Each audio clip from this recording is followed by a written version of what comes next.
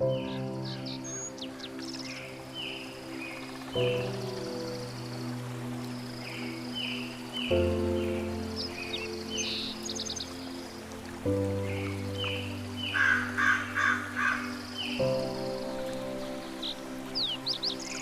would defend himself unless he thought he were attacked, that the attack were real, and that his own defense could save himself? And herein lies the folly of defense. It gives illusions full reality, and then attempts to handle them as real. It adds illusions to illusions, thus making correction doubly difficult. And it is this you do when you attempt to plan the future, activate the past, or organize the present as you wish. You operate from the belief you must protect yourself from what is happening, because it must contain what threatens you. A sense of threat is an acknowledgement of an inherent weakness, a belief that there is danger which has power to call on you to make appropriate defense. The world is based on this insane belief, and all its structures, all its thoughts and doubts, its penalties and heavy armaments, its legal definitions and its codes, its ethics and its leaders and its gods, all serve but to preserve its sense of threat.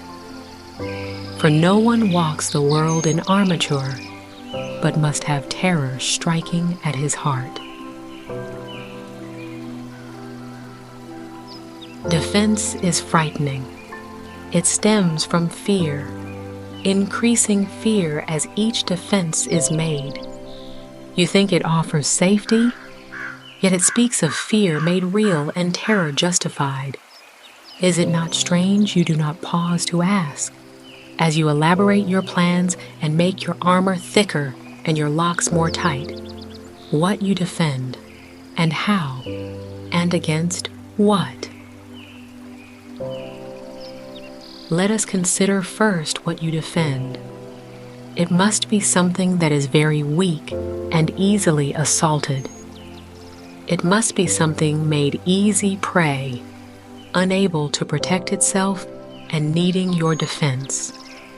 What but the body has such frailty that constant care and watchful, deep concern are needful to protect its little life? What but the body falters and must fail to serve the Son of God as worthy host?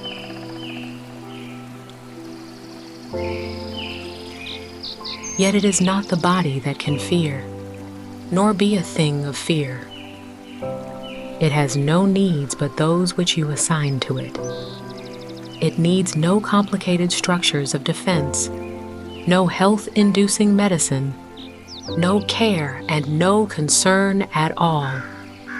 Defend its life, or give it gifts to make it beautiful, or walls to make it safe.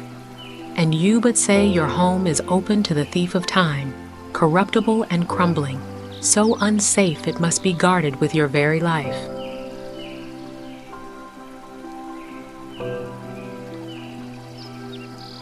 Is not this picture fearful?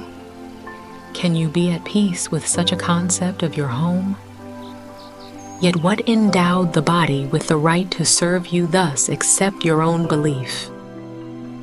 It is your mind which gave the body all the functions that you see in it, and set its value far beyond a little pile of dust and water.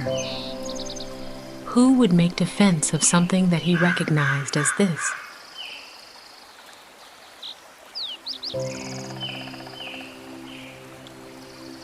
The body is in need of no defense.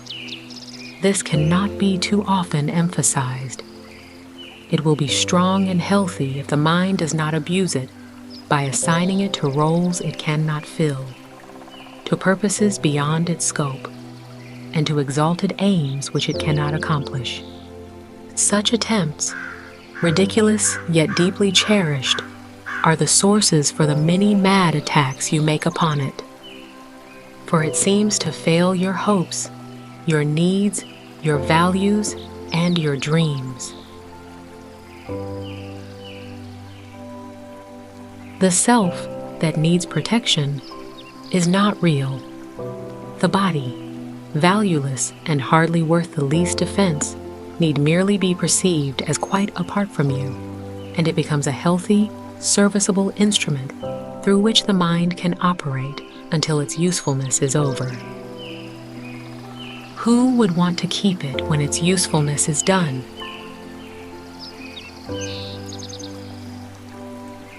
Defend the body, and you have attacked your mind, for you have seen in it the faults, the weaknesses, the limits, and the lacks from which you think the body must be saved. You will not see the mind as separate from bodily conditions, and you will impose upon the body all the pain that comes from the conception of the mind as limited and fragile, and apart from other minds, and separate from its source. These are the thoughts in need of healing, and the body will respond with health when they have been corrected and replaced with truth. This is the body's only real defense. Yet is this where you look for its defense? You offer it protection of a kind from which it gains no benefit at all, but merely adds to your distress of mind. You do not heal, but merely take away the hope of healing, for you fail to see where hope must lie if it be meaningful. A healed mind does not plan. It carries out the plans that it receives through listening to wisdom that is not its own. It waits until it has been taught what should be done, and then proceeds to do it. It does not depend upon itself for anything except its adequacy to fulfill the plans assigned to it. It is secure in certainty that obstacles cannot impede its progress to accomplishment of any goal that serves the greater plan established for the good of everyone. A healed mind is relieved of the belief that it must plan, although it cannot know the outcome which is best, the means by which it is achieved, nor how to recognize the problem that the plan is made to solve. It must misuse the body in its plans until it recognizes this is so. But when it has accepted this as true, then is it healed and lets the body go. Enslavement of the body to the plans the unhealed mind sets up to save itself must make the body sick. It is not free to be the means of helping in a plan which far exceeds its own protection, and which needs its service for a little while. In this capacity is health assured, for everything the mind employs for this will function flawlessly, and with the strength that has been given it, and cannot fail. It is perhaps not easy to perceive that self-initiated plans are but defenses, with the purpose all of them were made to realize. They are the means by which a frightened mind would undertake its own protection at the cost of truth. This is not difficult to realize in some forms which these self-deceptions take, where the denial of reality is very obvious. Yet planning is not often recognized as a defense. The mind engaged in planning for itself is occupied in setting up control of future happenings. It does not think that it will be provided for unless it makes its own provisions. Time becomes a future emphasis to be controlled by learning and experience obtained from past events and previous beliefs. It overlooks the present, for it rests on the idea the past has taught enough to let the mind direct its future course.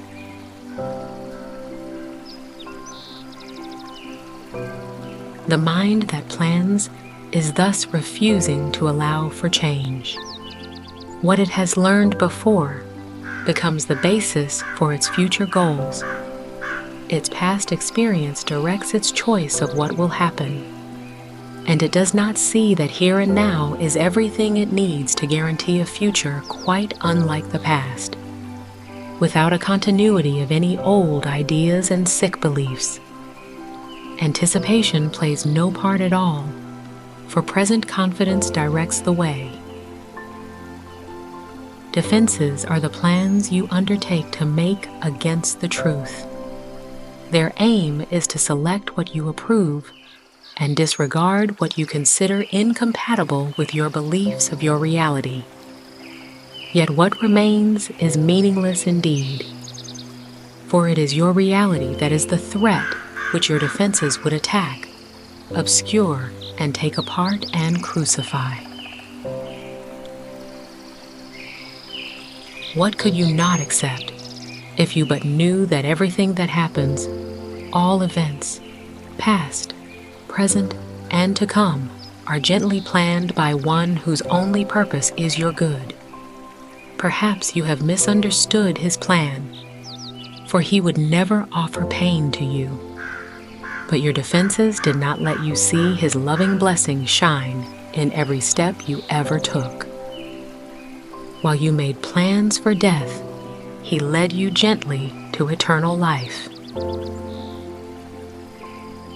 Your present trust in him is the defense that promises a future undisturbed, without a trace of sorrow, and with joy that constantly increases, as this life becomes a holy instant, set in time, but heeding only immortality. Let no defenses but your present trust direct the future, and this life becomes a meaningful encounter with the truth that only your defenses would conceal.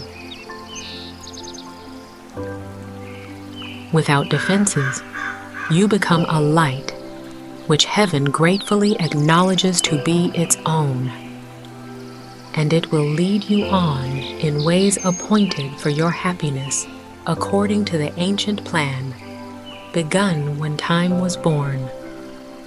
Your followers will join their light with yours, and it will be increased until the world is lighted up with joy. And gladly will our brothers lay aside their cumbersome defenses, which availed them nothing and could only terrify. We will anticipate that time today with present confidence, for this is part of what was planned for us.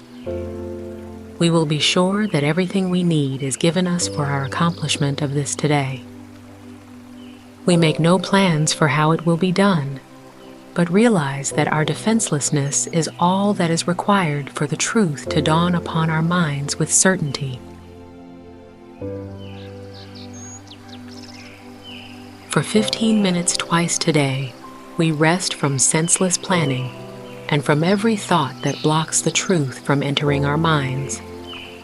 Today we will receive instead of plan, that we may give instead of organize. And we are given truly, as we say, if I defend myself, I am attacked, but in defenselessness I will be strong, and I will learn what my defenses hide. Nothing but that. If there are plans to make, you will be told of them. They may not be the plans you thought were needed, nor indeed the answers to the problems which you thought confronted you, but they are answers to another kind of question which remains unanswered yet in need of answering until the answer comes to you at last. All your defenses have been aimed at not receiving what you will receive today, and in the light and joy of simple trust, you will but wonder why you ever thought that you must be defended from release. Heaven asks nothing. It is hell that makes extravagant demands for sacrifice. You give up nothing in these times today, when undefended, you present yourself to your Creator as you really are. He has remembered you. Today, we will remember Him. For this is Easter time in your salvation. You rise again from what was seeming death and hopelessness. Now is the light of hope reborn in you. For now you come without defense, to learn the part for you within the plan of God. What little plans or magical beliefs can still have value when you have received your function from the voice for God Himself? Try not to shape this day as you believe would benefit you most, for you cannot conceive of all the happiness that comes to you without your planning. Learn today, and all the world will take this giant stride and celebrate your Easter time with you. Throughout the day, as foolish little things appear to raise defensiveness in you and tempt you to engage in weaving plans, remind yourself this is a special day for learning, and acknowledge it with this.